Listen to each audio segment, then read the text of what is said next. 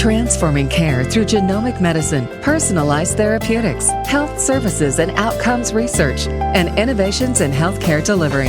We're Children's Mercy Kansas City, presenting our audio interview series, Transformational Pediatrics, with host Dr. Michael Smith. Welcome to Transformational Pediatrics. I'm Dr. Michael Smith, and our topic is deep brain stimulation for pediatric treatment of dystonia. My guest is Dr. Brian Aalbers. Dr. Aalbers is a child neurologist specializing in movement disorders and deep brain stimulation at Children's Mercy Kansas City. Dr. Aalbers, welcome to the show. Oh, thank you so much. So how common is dystonia? Dystonia, the numbers are probably greatly underestimated because there are several different types of dystonia. Dystonia can either be genetic or secondary to injury such as we see in children with cerebral palsy. So overall, it can be as much as half of children that have cerebral palsy can have dystonia, and then the incidence of genetic dystonias are really not really appreciated. And so why is it, in your opinion, so important to intervene at a younger age with these children?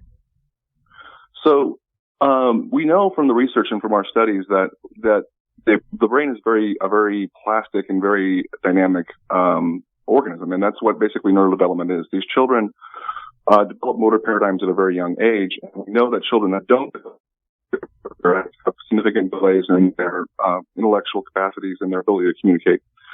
We also know that when children have dystonia, they develop musculoskeletal deformities such as contractures or difficulty moving, and then once we perform deep brain stimulation, we can no longer intervene in terms of their injuries. So if we wait for a child to develop a contracture or deformity, and then we do deep brain stimulation may occur too late. And it wasn't really until the FDA allowed us to do this in children less than 18 that we've been able to intervene earlier and see better outcomes. And how common is deep brain stimulation becoming in treating younger patients? Is this something that you're seeing more and more now, or is it still lagging behind in treatment of dystonia? So about the numbers for about children, people in general in the United States who received deep brain stimulation for dystonia is about 500. Adults that have received deep brain stimulation for other reasons, such as Parkinson's disease and central tremor, has reached about 130,000 worldwide. So the number of children that have actually received this intervention is extremely small, which is unfortunate because, as I said before, this intervention is, if given early, can provide a child a much better outcome with a lifelong term advantages in terms of the long-term development. And maybe walk us through a little bit of what exactly you're doing in deep brain stimulation. Maybe kind of walk us through what a patient would go through when they have this treatment. So first, you're seen by a movement specialist, and we sort of determine, is your movements causing dystonia or not, which can be hard to distinguish from other types of injuries such as spasticity or other organic diseases to see what's happening. It requires an MRI, metabolic studies, and genetic studies. And one of the things that's been really great about Children's Mercy is we have very advanced technology in terms of our genome center, and we will identify children, for example, that have genetic dystonias that were previously diagnosed with cerebral palsy that we know that would do very extremely well with learning such as deep brain stimulation. We talk to the families and let them know that the FDA has approved deep brain stimulation through a human device exemption, basically meaning that they let us use this technology when nothing else really works. So we do talk about the families about other alternatives, such as botulinum toxin injections, baclofen pumps, physical therapy, orthopedic surgery. And then we discuss the risks and benefits of deep brain stimulation. And I think the reason that it's not offered to children has been so scary to do these surgeries on children. Traditionally, deep brain stimulation is done awake, where we put the electrodes into the brain, and while the patient's awake, we can use electrodes and use the settings to see if they're having a beneficial effect. And in a children's setting, this has been a daunting task, especially have a 7-year-old child on an operating table with their skull open while putting electricity into it and asking them to perform certain functions. But in a children's hospital that's really dedicated to understanding these kids, we've been able to perform this successfully using Child Life, using pediatric-oriented doctors to see if we can get optimal placement of electrodes and then long-term therapy. So largely patient-dependent, and the rigorous process through an IRB or a research-based protocol, And we discuss with numerous doctors, including neurosurgeons, movement specialists, whole world. And we make sure that all the other options have been explored. However, if nothing else is working, this has been a really a wonderful thing to be a part of. And how can a referring physician then refer to the initial movement and spasticity clinic at Children's Mercy? What's the process there? So we have a clinic that we can contact our movement coordinator and through our website, where we'll come in and evaluate the patient, and we'll evaluate the patient with a physical therapist, a rehab doctor, a physiatrist, a neurologist, and an orthopedic surgeon. And we'll sit down with the family and meet with them all at once, and we'll discuss what problems, what concerns, and what the goals of the individual family are, and discuss what other concerns they may have. That may entail genetic testing, that may entail gait studies, that may entail experiments with certain medications that may help with movements.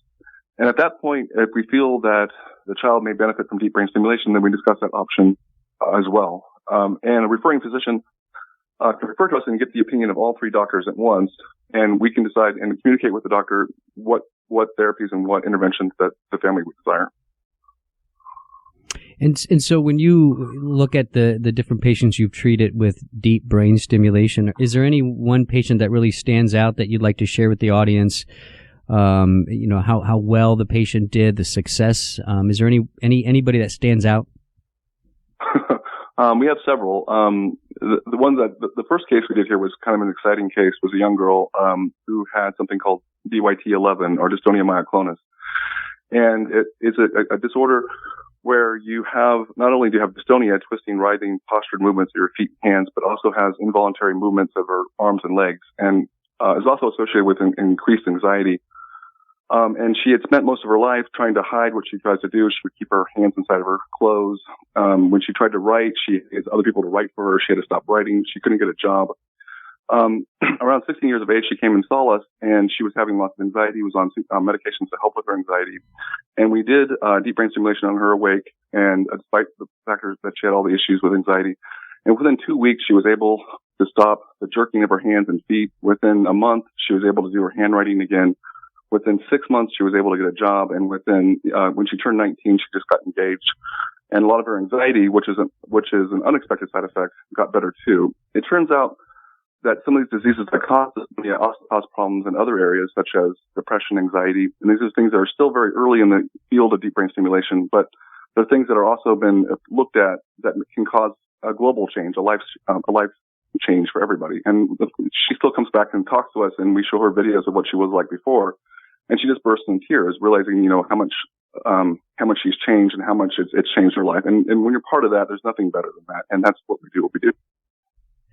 So how many patients do you treat a year with deep brain stimulation?